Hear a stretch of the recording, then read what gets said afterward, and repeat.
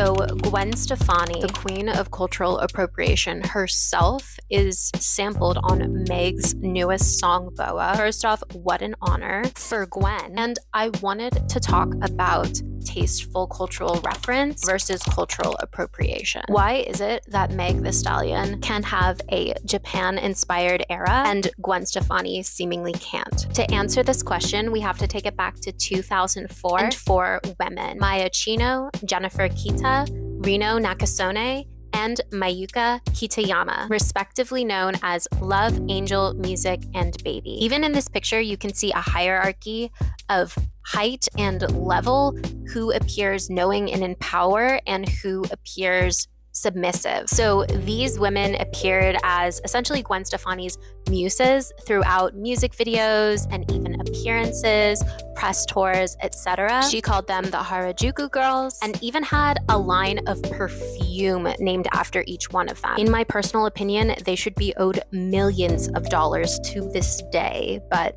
we'll get there. To most, it was clear that these women were being used as props. For that time, you know, the early 2000s, it wasn't something that even stood out to the public. There wasn't too much discussion or critique about it at the time. However, later it was revealed that Gwen told them that they couldn't even speak. Even if they were asked questions, they had to follow her around. When asked about this years later, Gwen Stefani stood by 100% of it and said no, she does not regret the Harajuku girls. Now, to me, Meg sampling Gwen Stefani's 𝐓𝐫𝐢𝐩 𝐉𝐫𝐽 era is an extremely intentional creative decision. When we see Asian culture reflected in Black music, a lot of the times it is superficial, it is tokenizing, it is Nicki Minaj with chopsticks in her buns. And that's not particularly unique to Black music, okay? Anti-Asian sentiments run rampant across much of American culture. But BOA is a refreshing break from the Gwen Stefani view of Asia, Asian culture, especially Japan. And it's by a woman who previously was an appreciator of the culture, was a weeb, a Black weeb, well known to be this. Instead of appropriating an aesthetic in an extremely vague manner, we see Meg making specific references to video games and anime and different parts of Japanese culture that she absolutely, definitely, publicly was a stan of before releasing this music video, which is also why it's being received so differently. She's also used her trip to Japan to connect with other artists who are in her caliber of being just absolute stars. Here you can see her with Atarashi Gakko, and Meg was also just like vibing and dancing with them to their song Tokyo Calling, which I was living for, honestly. She's absolutely willing to share her spotlight and uplift actual artists. It's very different than casting 4 random but still talented Japanese women in order for them to fulfill a very stereotypical fantasy, especially of a Gwen Stefani type. I think also what makes BOA stand out is that Megan doesn't take energetic credit for a culture that's not hers. She's clearly appreciating it. She's grooving with it. She's partying with it. She's having a great, amazing time shaking her booty, but it is not a Gwen Stefani sort of situation where she is taking energetic credit for it. We know that this is clearly, you know, a culture that she appreciates, and to me at least, clearly has boundaries with in terms of claiming. And instead of this art just serving her image and her come up, it's art that is in service to Black weebs everywhere, to her fans in Japan, to literally so much more than just her. And it's not on a superficial level, especially if you have the context of Meg's backstory and most recent musical releases and specific cultural works that she is tastefully referencing. In my opinion, I don't have the ancestry that would allow me to say that Meg Thee Stallion is definitively not culturally appropriating Japanese culture, but I have seen that BOA has been pretty well received by people that do. I feel like BOA is marking a change in the tide from cultural appropriation and taking energetic credit for cultures that are not yours, to tasteful references, what some would call cultural appreciation. And it's a spectrum.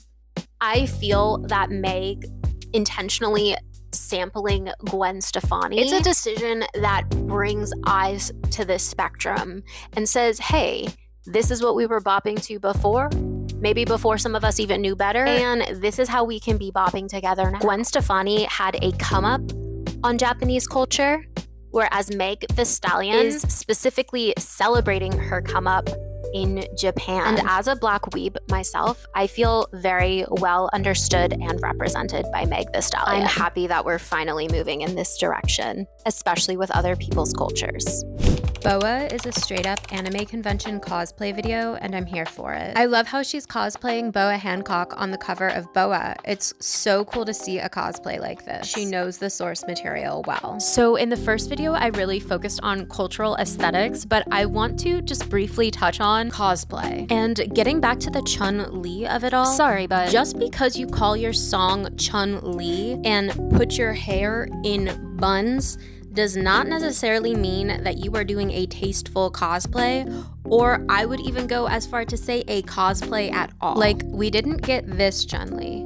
We got this Chun-Li. Katie writes, thank you for the Chun-Li comparison, because Nicki tossing a bunch of random Asian aesthetics together always bothered me. And I want to highlight the word random here, because that is one of the biggest differences in representation. Megan is serving specificity through and through. We know the One Piece character that she's specifically referencing, and we don't have any doubt that she's engaged with One Piece before. Another clue for me here is who's dancing backup. In Meg's BOA video, the dancers look like Meg. Versus in this Chun-Li performance, we can clearly see that Nicki has Asian background dancers who are not just in service to her, but again, what is it with the chopsticks in the hair? Like, I know some people wear hair sticks in order to secure a bun, but not like this. Not like this. Also, the decision to put her more masked backup dancers in sun hats, it literally just looks like it's not giving depth. These dancers exist in Nicki's fantasy of China, and this is not a cosplay. And while this isn't specific to rap music in particular, I would just hope that we as Black people know better, because we are so used to being the ones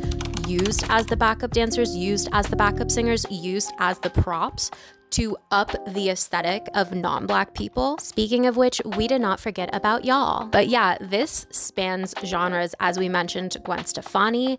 Here you can see Avril Lavigne in her notorious video for Hello Kitty. I remember that even for its time, this one was so bad that they had to take it down, but she looks like she's having so much fun in Japan, and her background dancers just appear as robots without autonomy. Okay, and I just looked it up. Apparently her camp denied that it was taken down because of the backlash.